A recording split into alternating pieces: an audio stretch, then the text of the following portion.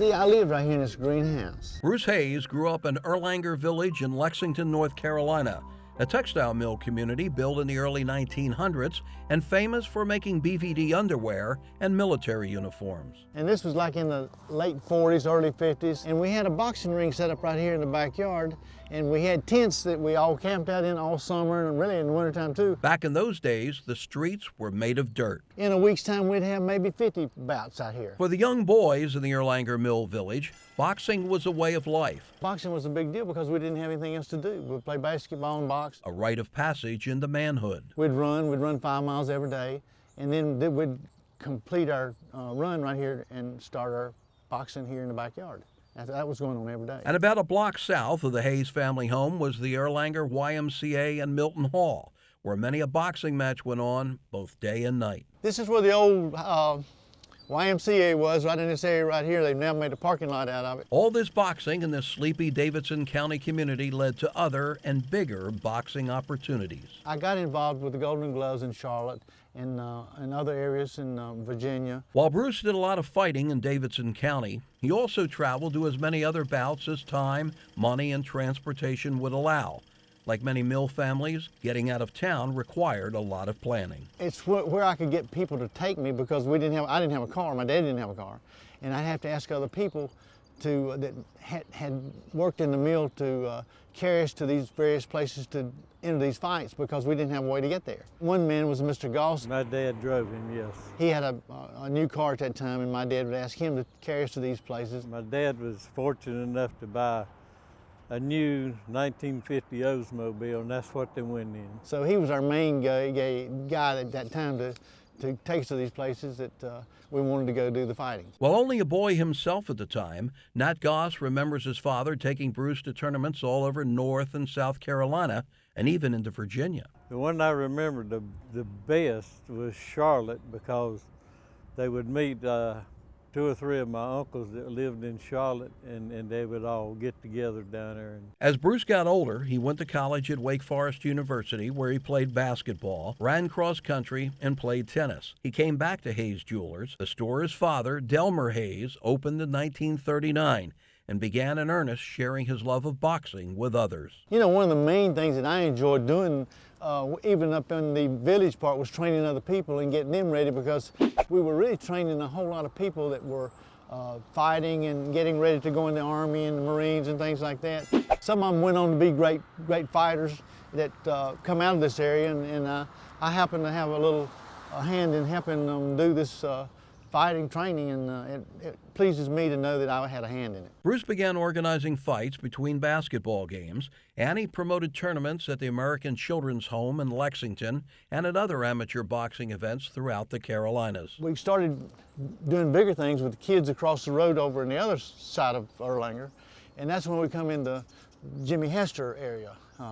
Jimmy was a good fighter, and I helped him. He'd run with me every day. He'd run on a 5-mile run, and he was a little bitty kid at that time. And he grew up to be a great fighter. And later on, he went into Marine Corps, and he was a good fighter for the U.S. Marine Corps. Jimmy Hester kept in contact with Bruce during his time in the Marine Corps, and even when he was sent to Vietnam. Bruce did encourage Jimmy to do this. And see, that you can't drink and you can't smoke pot and all that when you're training for something. Even at 87, Adeline Hester remembers how much time Bruce Hayes invested into her son Jimmy. There was a lot of young boys out of here, and Bruce took care of all of them. When one of the boys would get hurt, Bruce would put him in a car and take him to the doctor. Didn't ask him for no money or nothing. He just took him to the doctor. Adeline remembers the countless mornings Bruce and Jimmy would run as Jimmy trained for boxing events, many of which he won. And if he weighed too much, he'd go out here in the yard, and you see him out there jumping up and down and spitting.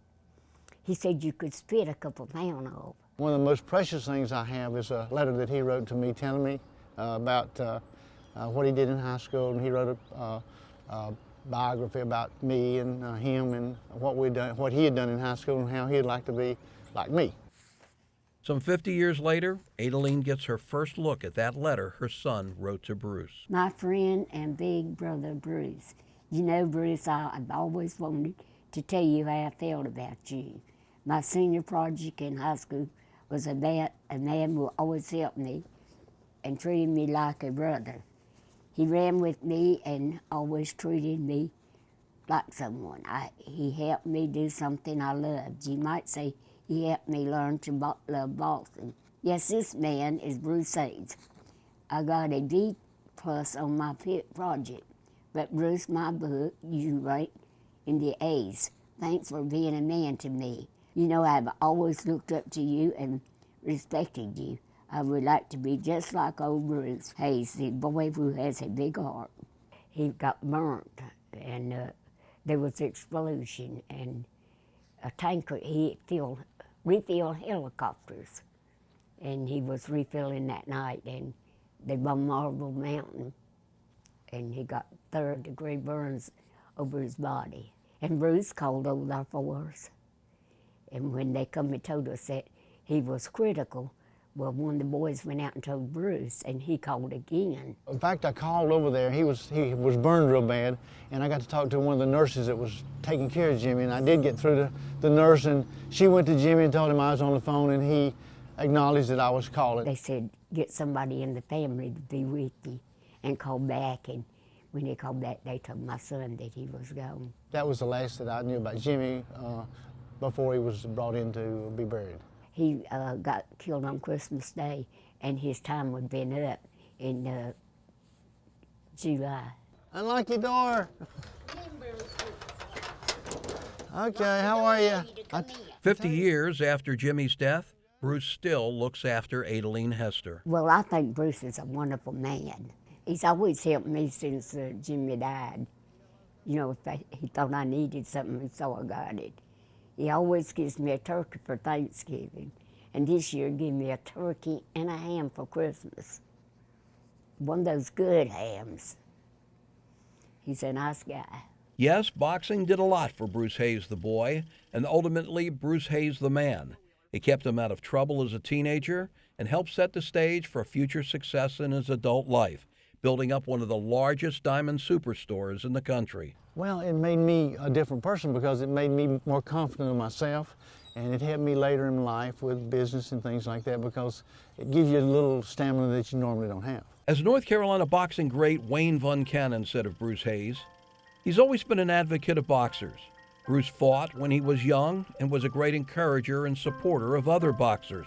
He's very passionate about the sport.